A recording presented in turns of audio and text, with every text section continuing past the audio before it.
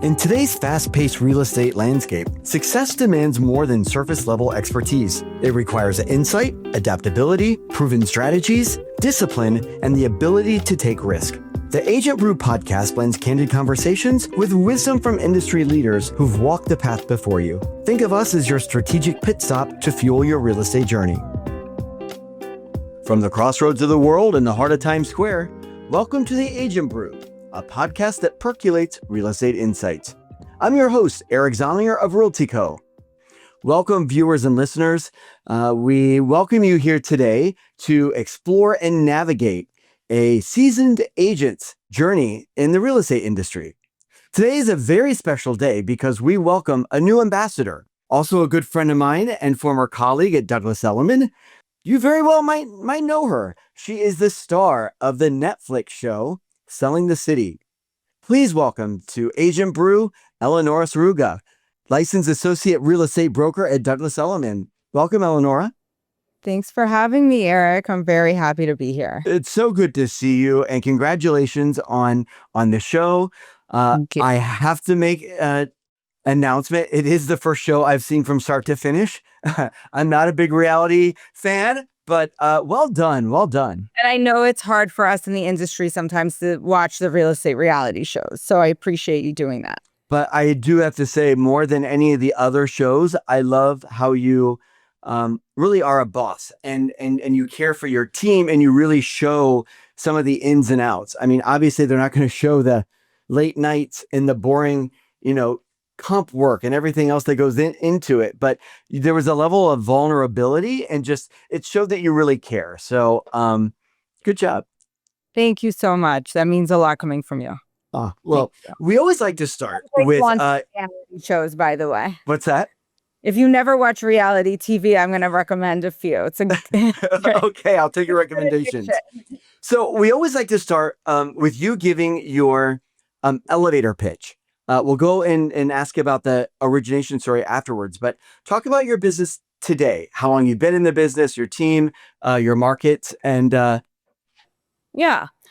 first of all, I love that you bring this up. I think the elevator pitch, while it has to be amended and adjusted based on who you're speaking to and where you are, it's something that everyone really should have down. They should know sort of the basics of what their unique identifying brand is. And, at the end of the day, we're selling ourselves, we're marketing ourselves. And so, it can be a highlight for everyone. Just sort of, I guess for me, I'll tell you sort of the long short is I'm a native New Yorker. I think at this point, I couldn't be more rah-rah for my city.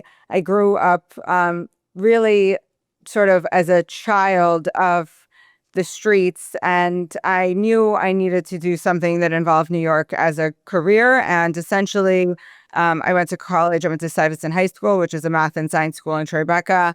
I then went to college in Boston University and majored in business administration, and immediately knew that my career had to be, mobile and dynamic. And these are sort of the early everything being accessible online on Zillow and StreetEasy, and got into real estate and worked for a very big team.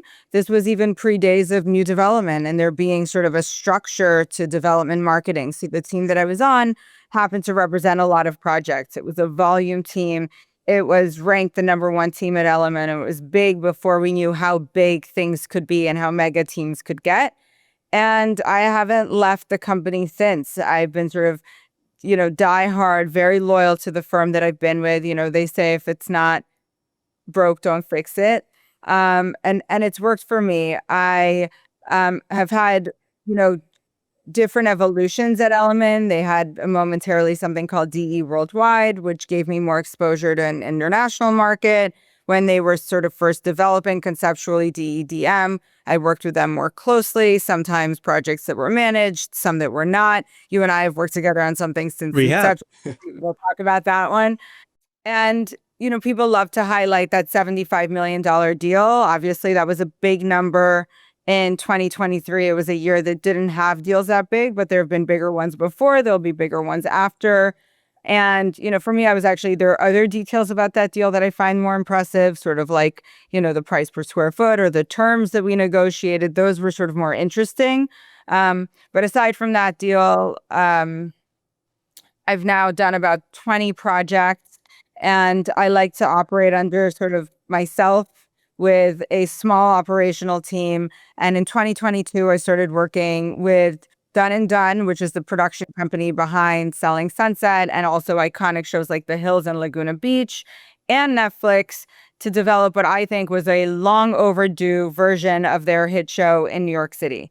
And it was exciting, and it sort of propelled me into finding, the right team on the show, and, has led to this whirlwind over the last 3 months where people have seen probably a different side of me, a more personal side, and a balance between sort of the professional and everything else. But I'm still here. I still have a small team, and that's it. I have to say that the one thing that I've always admired about you is that you have been driven from day one. And I mean, I met you over 10 years ago, and you've always been driven. You've always known what you wanted and not been afraid to go after it. Yeah. Says that the show was sort of a mistake or I got lucky. They're completely wrong. I mean, there was never supposed to be a show. This was really me pounding the table and clawing my way to get them to see what I could see about what a New York show could look like. That's one thing. And then one thing that I probably, shame on me for not mentioning, in the elevator pitch, I'm on the Alumni Association for my high school. And 12 years ago now, I founded a mentoring program, which is sort of focuses on professional and corporate development for high school students. And that really, for a long time was sort of my socializing. It was focusing on something like that. It's a way for me to give back to the city. And I try to stay community minded and informed sort of with the fabric of New York, whether it's having an understanding of community issues, local politics. I sort of keep my ear to the city. I want to be an expert on one thing and not every market, and that market is New York. Wow, that's fantastic. Congratulations. I always think it's important to give back. And we'll talk more about out of work passions later in the show. But I'm curious to know, during all these years, have you had any specific mentors that have really helped you? Yeah, I'm a constant learner. I mentioned this on the show that I was raised by a single mom who was an immigrant, and she didn't even have a high school diploma. So for her, like, it was a deal. She was going to work multiple jobs and make sure that I, had a roof over my head and food on the table every night, and I had to be a good student. So I have maintained that, level of respect and really love of learning and education. Both with continuing to have a relationship with my high school, whether I'm like chaperoning New York City history classes, but also when I interact with other agents. I don't know that there's one person. Obviously, Howard Lorber was a figure that was in my life for a long time. He was, I'd met other shrewd people in business, but he was probably the first person that I met that was on a different stratosphere in terms of success. I knew rich people. I didn't know people that were that rich and that successful. And it was nice to see him toe the line and identify and show me that you can be opportunistic without being an opportunist, without hurting anyone. That you can be smart and shrewd and cutthroat and fight for what you deserve and are entitled to, but it didn't mean that you had to sort of damage or put anyone else down in the process. Yeah. So what led you to real estate then? What led me to real estate? Well, when I first graduated, I was in debt. I was an immigrant. I really wanted like a nice, flashy, corporate, good, wholesome American job. So I got a job actually at Comcast Networks. This was a year before they merged with NBC Universal. So what that means is Style Network, E! Entertainment Television, Golf Channel, and G4. Those were the networks under Comcast. They had already had the Kardashians, the Hugh Hefner. So there was a lot of sort of programming on E! It was big, and that's why NBC Universal was going to acquire them. And it was an interesting year to work there, but entry level salaries are like $35,000 to $40,000 for these great, and that's great anywhere else, but in New York City, that's probably like making $12,000 a year. When you're trying to pay off student loans with extremely high interest rates, and you had no one sort of guiding you with financial literacy, you know, so which we can talk about actually, because I think that's something that agents really need to know and that's often overlooked. You're in trouble, and you're not really, I don't know how you're even supposed to pay rent. I wasn't paying rent. I was sleeping on someone's couch, but it just wasn't working. So I needed to make money. And at the time, the people that I knew that were in real estate were really doing like rentals on Craigslist. And it just didn't feel like I'd spent all this time and money on a degree. And I was sort of came from this like very intellectual background where most of my friends went to Ivies. And, I was going to be on Craigslist trying to meet open listings.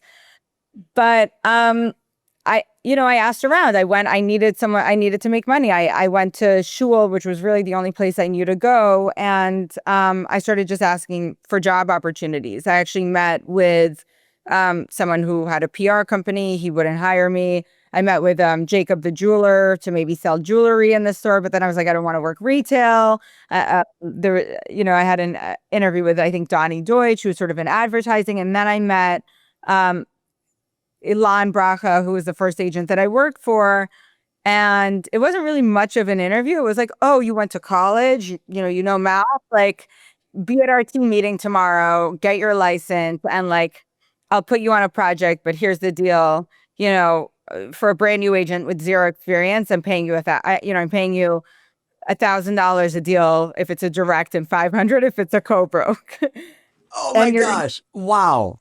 And I was like, oh, and he was like, but I'll put you on this building that I'm selling. It has, 200 units. So like you'll sell 200, he had a new dev at the time where I guess they were at so I was like, wow, 200 units, like $500 a unit. That's great. I didn't realize, I thought that you did that quickly. I didn't realize that it could take 8 to 10 years to sell a building. So what year was this? This was in late 2009. Wow. Okay. So it was right after the crash. It was right after the crash. And it was like, that was actually a great time to get into real estate, because if you could do it then, you could probably deal with a lot of rejection. Exactly. But I was trying to sell. I remember telling people there were some buildings that were struggling, and I was like, I can get you a bulk deal at like $700 a foot. And people were like, no, like New York's never coming back. Idiots. Wow. That's interesting. So, over your career, are there any specific wins that you're most proud of, and why? Yeah. There are moments that you remember more vividly than others. For me, I grew up in Soho. I had always sort of I watched it change and gentrify, and I watched it go from a place for, essentially starving artists into a retail mecca. And of those retailers, one of them was like Fat Farm and Baby Fat. And I remember growing up and admiring Kamora Simmons. She was this beautiful, taller than life model / business owner with her company. And I remember in, 2013, I like picked up the phone and it was her. And she was like, I want to see apartments. And I just knew, like, and I'd known who she was growing up. So like her voice is so distinct. I was like, okay. And she was like, I have you heard of the building, like the Sherry Netherlands? I was like, yes. She's like, I want to see that. And I was like, okay, I'll meet you there in an hour. The first branded residential ever to be created. Ever. Right. And by the way, I had no idea how I was going to get her into a showing in an hour, but I knew that I had this one shot with her. So I planned to meet her there in an hour. She was on Fifth Ave. She was like shopping. And I just said, I'll meet you there. And I called every single broker. I actually think I had to call some managers to get brokers to let me in. Oh my gosh. Wow. But because they were like, I can't show, I don't have access, or like, oh, whatever. So it's such a difficult building because you have to have what, 100 million just in, assets because it's a co-op. It was insane. By the way, we ended up not buying there. I just knew I had one shot, right? Like that point of the elevator pitch to get that next meeting. So I knew that if I could at least meet her in person, that I could hopefully connect with her. She would see that I was good. And then I could like get another shot to actually take her out on a proper tour and understand what she really wanted. Because the only thing I picked up on that first call was the Sherry. I had no idea what price point, what size. And then in the back of my head, as I was, taking the subway up to the Sherry, I was like, maybe she'd like 15 CPW too. So I made a backup appointment. I made a few backup appointments so that I would have them. That ended up coming in handy. But then obviously a relationship was established that was more formal. And that was a real sort of pinch me moment that she ended up working with me, because it was really someone that I'd seen growing up in Soho, walking into the store and been like, wow. So that, I would say that's one, that was really a turning point for me in my career. And obviously, and we're still great friends and I admire her very much. So That's great. And, I think real estate is just the byproduct of what we do. We're in the relationship business. And as you're telling the story, it makes me realize, oh my gosh, you grew up here. This is your city. You own, you are a consummate New Yorker, but growing up, I'm riding bikes in the country, and you are here understanding and soaking in brand, relationships, the energy of the city. So is that something that you feel like just has helped you? It's like an instinct now, or was that just always something that you had to learn? I think it's more instinctual for people who grow up here to adapt. I hear from a lot of other people that didn't grow up in the city that you're sort of with the same people in elementary, middle, and high school. And, we don't have that here, right? There's no continuation. So you're always reapplying. And if I'm in elementary school, but I want to play soccer or do gymnastics, I don't do that at the school. I have to sign up for something at Chelsea Piers or at Asphalt Green. So I think inherently you kind of are networking at a very early age and adapting to different groups of friends and knowing, I friends that I grew up with in the city, but we never actually went to the same school. But we were either same neighborhood or something like that. I think that there is an element to that. I also think there's an element to just sort of embracing differences with, so openly, because I've also met people who are like, oh, I've never grown up with someone who was Jewish or gay or, and in the city that's there's no point that I remember learning those things. Right. You just accepted everybody and it was about who they No, were. yeah, know it. It's just, it's how you grow up. There's no questioning. There's no learning curve. So I think there's a certain level of sort of acceptance. And obviously, in real estate, there's probably the advantage of just knowing the streets really well. I tell this story about how I took the subway really by myself starting when I was 9 to and from school. But then when I went to a new high school, I suddenly lived for some reason, they measured me that I lived less than a mile away from the school. I guess if you maybe hold a piece of yarn, it's less than a mile. Interwoven, I don't know. I grew up on Broadway in Spring, and my high school was on Chambers Street in the West Side. Yeah. It's still a 30-minute walk, even though it's technically 1 mile, maybe if you cut. You get a lot of, You get a lot zigzags. of things. You can't go all the way to the water. So I got penalized and I couldn't get a student Metro card. I could only get a half student Metro card, which meant you had to put the Metro card in and then somehow go to the teller and put coins in. It was awful. So I kind of just gave up on it. And I was like, I'm just going to walk to and from school. And those walks were very impactful. I know every single street between Soho and Tribeca in order like the back of my hand, because I've taken every different route that you can take to and from. So maybe that's some sort of an advantage or confidence that us native New Yorkers who are in real estate have. But we all have different styles, for sure. There's a few of us that I know, and some are more chill and laid back and just do the deals for their friends from high school or parents' friends. There's some that are more sort of Upper East Side and that sort, but we exist here as we have our presence. So we talked about one of your wins. What about any transformational losses that you care to share? I think losses are more important than wins sometimes. In this business, there are a lot of them. There are many, many moments of rejection and many times where you'll work on something and it won't happen. It'll fall apart. And sometimes it'll fall apart from a place you least expect. Sometimes it's the client that you're fighting for that then ends up pulling the plug and, you don't understand what you did or end up sort of finding something better with someone else. people are, for the most part, loyal and ethical, but when there's a significant amount of money in front of them, it can sometimes be hard to do so. And sometimes there's social pressures. The client will, get married and, or get a divorce and have the pressure from their spouse to work with someone else, or, a client could have made more money and now be in a new social group and want acceptance within that group. And an easy way to gain acceptance is maybe work with one of them. I've had many of those moments. Yeah, I can't tell you. I go to 575 Barrington, which is the flagship of Douglass Elliman, and I go to the bathroom mirrors, and all I can think about is all the times I've gone in there to cry before I could go and get back out. This is a very humbling business to be in. Setbacks. So when you have a setback, Yeah. what do you do to get yourself to move on? Is there any special ritual or mantra or? It's funny. Some of the biggest setbacks are probably losing deals. For me personally, a lot of them have been losing relationships or sort of mentorship. When I've had a team, I had a team once with Michael, my business partner, Michael, that and it was great. And I could see that was falling apart. That was a hard time for me because I think really it fell apart due to outside circumstances, and we genuinely were friends and thankfully to this day remain friends, but it certainly wasn't an easy process to go through.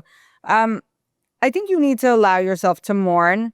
I also think I'm now at a place where it's different. I've been through such challenging and difficult situations in the past, and I've gotten through them. So I know it's better. I mean, at least back then when my heart was broken, or, someone tried to take me to arbitration or sue me for a commission they didn't deserve, I maybe had, $2,000 in my checking account. So I really needed the money. Today I'm in a different place. So that gives me a lot of strength, knowing that even though it still hurts emotionally, I'm better prepared to deal with it. I also find that a lot of the people that come for you and try to hurt you are people who've done less, and they're not necessarily where I'm going. And most importantly, I think for anybody in any business, and this is a personal and a business tip, is that the most valuable thing you have in life is your time, and you should never, ever spend it on a losing asset or something that's not working for you. So if you've lost a deal or a relationship has burned you, every moment that you give to that is a moment that you should be giving to something that can make you money and that can make you profitable. So I am human. I understand the need to cry and to mourn these things. I also believe that I believe that you cut your losses. That's a great way to articulate it and to look at it. So, good job. I guess going forward, challenges, what do you see are your and other seasoned agents' biggest challenges today in the marketplace? I think one of the biggest challenges is scale. I think there are a few that have done it. I think there are a few that have done it successfully. But the best ones will always struggle. I think there are some agents that are so good that I don't know how they can multiply. And then there's some that can multiply. Maybe they multiply more easily in other markets, but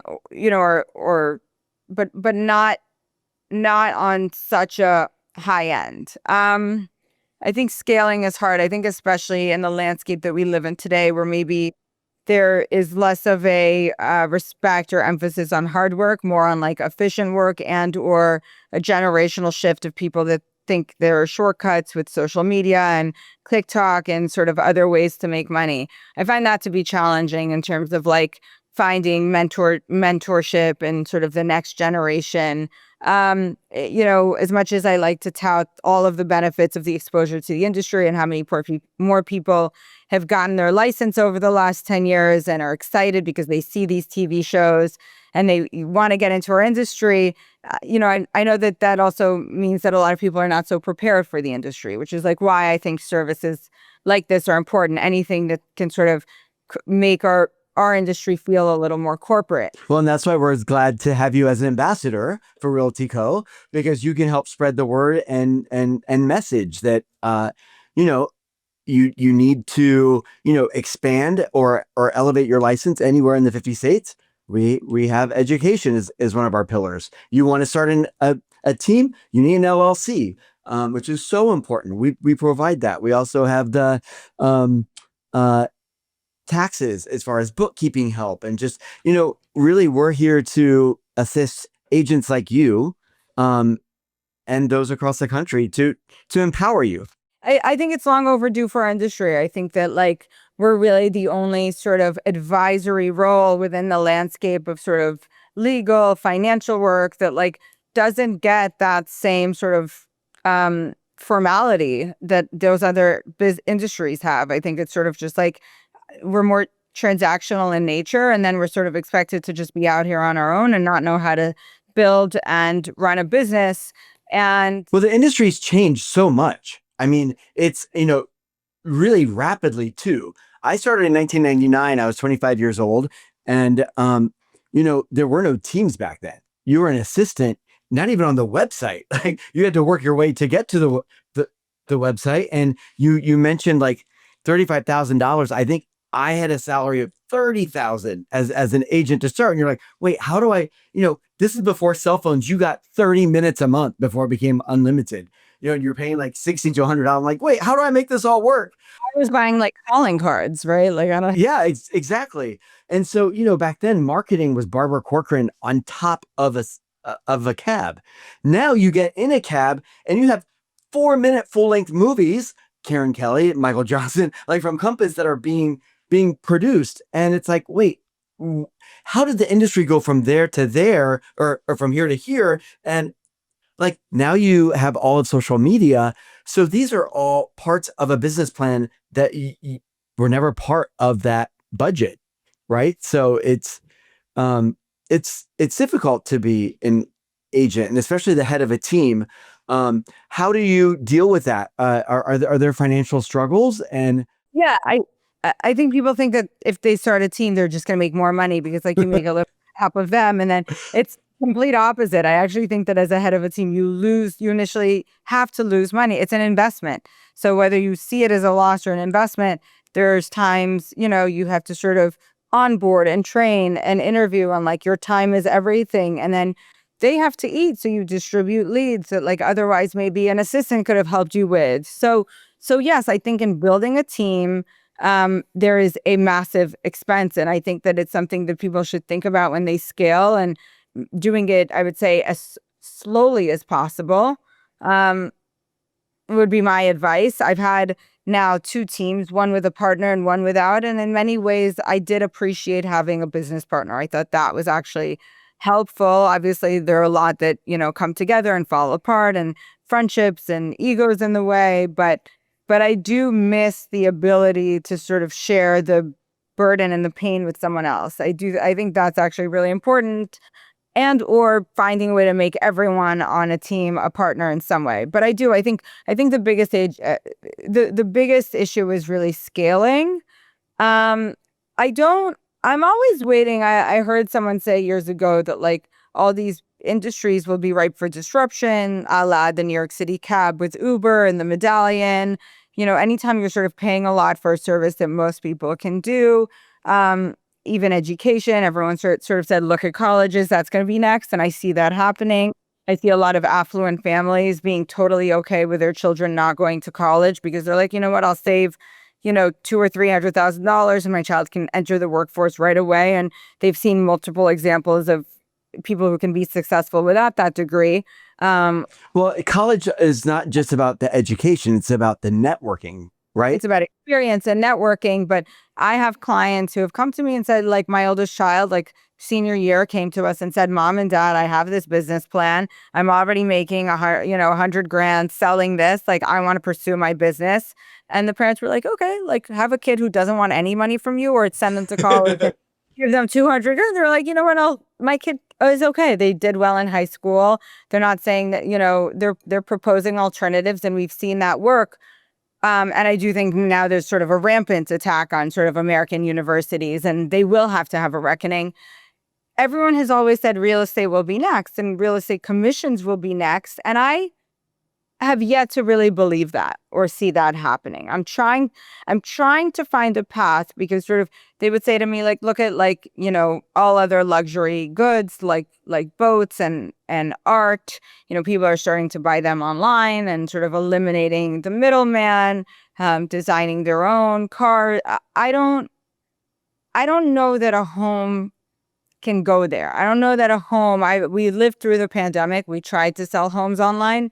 I'm not sure that on this level it's Right, there. right. Do I think that a technology company could theoretically, or AI could come in and threaten our industry in smaller markets where the price points were lower? I do see that maybe there's an opening there, but I don't know about these price points. I'm not sure that AI can replace. Well, and the co-op deal, right? Where there's co-ops and you have to, really manage and help people through the process.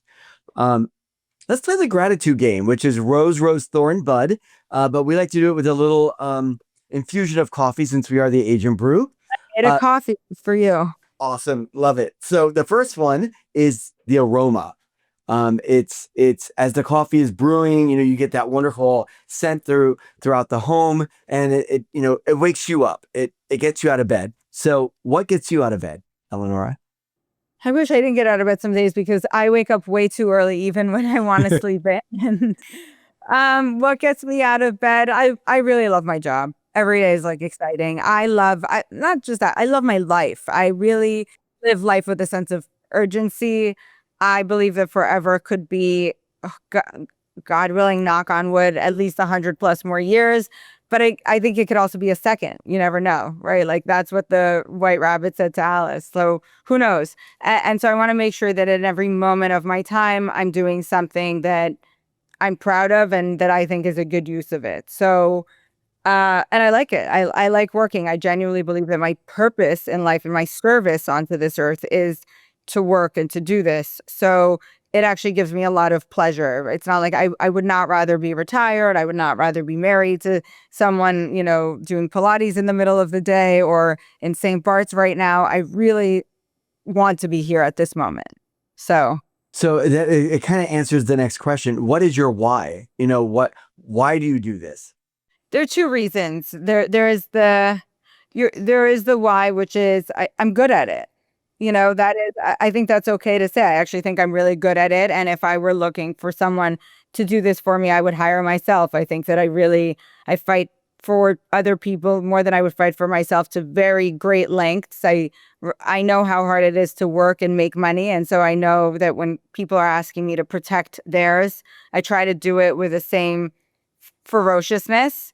And so I'm good at my job and I'm knowledgeable. And, the second reason is that I love independence. I'm not someone who is comfortable, even when I go to a dinner with a friend with them, paying. I'm more comfortable sometimes with my clients paying because I know how much I do for them. So I'm like, okay, you can, but I'm not comfortable with other people paying. I'm not comfortable with people buying me extravagant gifts or,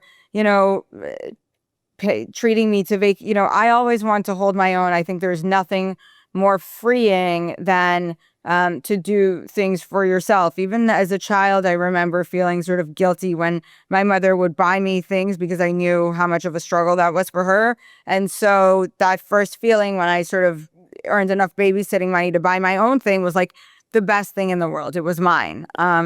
Self-motivated, self-funded. I love that. So then the next part is the thorn. Basically, the ground. Any frustrations at the moment or obstacles?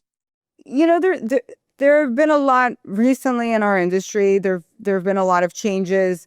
I'm sort of having to adapt to this new world where the outside or people who don't know you as well sort of make judgment calls or have an opinion without understanding what's happening. I now have maybe more of a responsibility to answer to people about my business.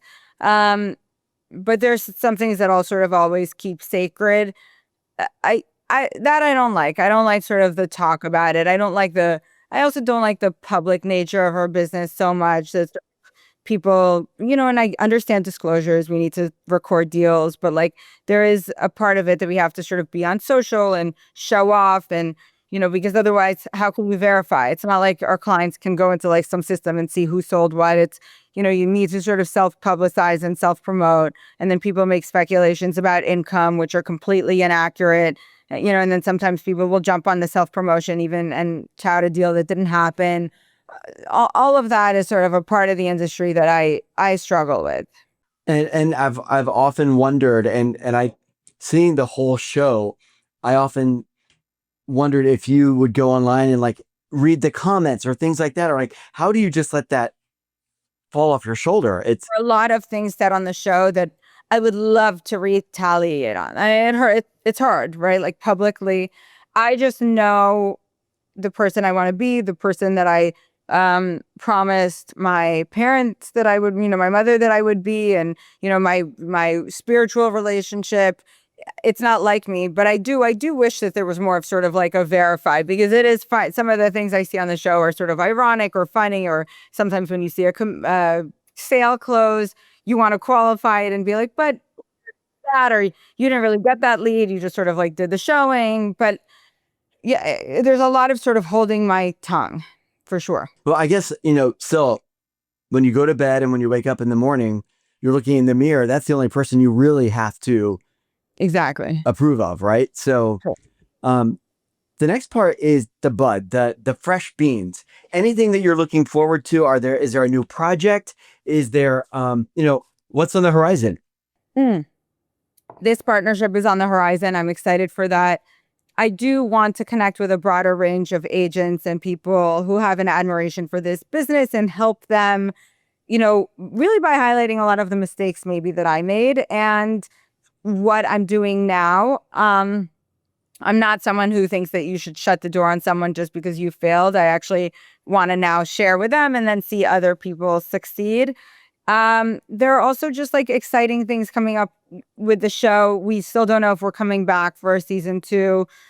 It seems sort of up in the air. I don't think anything's happening before summer, but So it gives you kind of a break?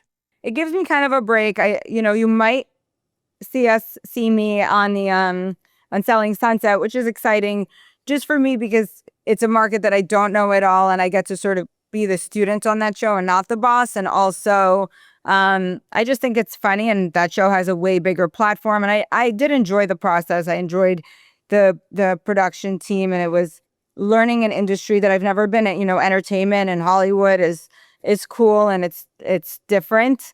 That was fun. And then really finding a meaningful way to just like connect with everyone that's reached out to me since this came out. That's great. So we come to the point in the show, which is always my favorite. That is the advice portion. If you could give the young Eleonora just starting out in real estate a piece of advice, what would it be?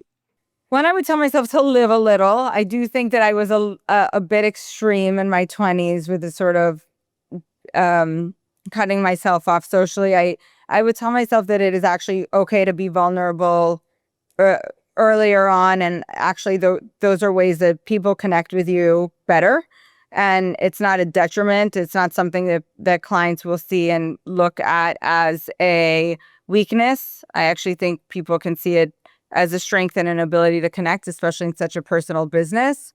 I would also tell myself that I shouldn't worry, that like I always sort of get through it, that like whether hard shit will come up a lot, but I'm smart enough to figure my way out of it.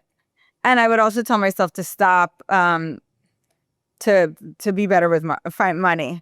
That's a big one. I tell a lot of agents now to not go that crazy every time you get a check, and to buy real estate myself, and to plan, buy real estate, plan for a hardship, plan for something like a pandemic, which I never in a million years expected.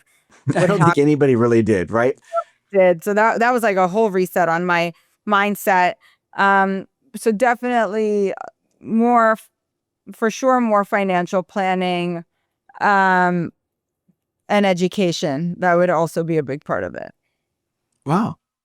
Things like, just because, you got the commission check does not mean that you need to like now pay for like a 10-person, everyone's dinner, just because like they all know, they're all like, oh, Nora made all that money last week. Like that's not the way to win friends. I've actually now realized that it's a way to have them expect something, and then when they can no longer get it, those relationships tend to sour pretty quickly. Agreed and understood. I've went through that as well. So, we've really enjoyed having you here. We look forward to future opportunities as RLTYco's newest ambassador. Thanks for being on the show today, Eleonora Srugo from Douglass Elliman. Thank you. I always like to end with a positive quote. Are there any positive quotes you'd like to share? There are so many good ones. I actually picked one that I thought was very relevant to like our industry. Okay. It's from Death of a Salesman. And it basically is, all you have in this world is what you can sell. Repeat that, please. All you got, I guess is his real quote. All you got in this world is what you can sell. I love it. ABC, always be closing. All right. So I chose one for today. Okay. For you, it's by Maya Angelou. Ooh, I like her. Like it. You may encounter many defeats, but you must not be defeated. In fact, it may be necessary to encounter the defeats, so you know who you are, what you can rise from, how you can still come out of it. And how fitting, because it talks directly to what you your advice you would give to your younger self. So yeah. Thank you for being an ambassador. Thank you for coming on today's episode. And I'm Eric Zollinger from RLTYco, reminding everyone it's always a great day for real estate. Tune in for our next episode. See you soon. The Agent Brew podcast is brought to you by RLTYco. RLTYco is your partner in real estate, bringing you game-changing benefits and services to empower your business. Visit RLTYco.com for more information.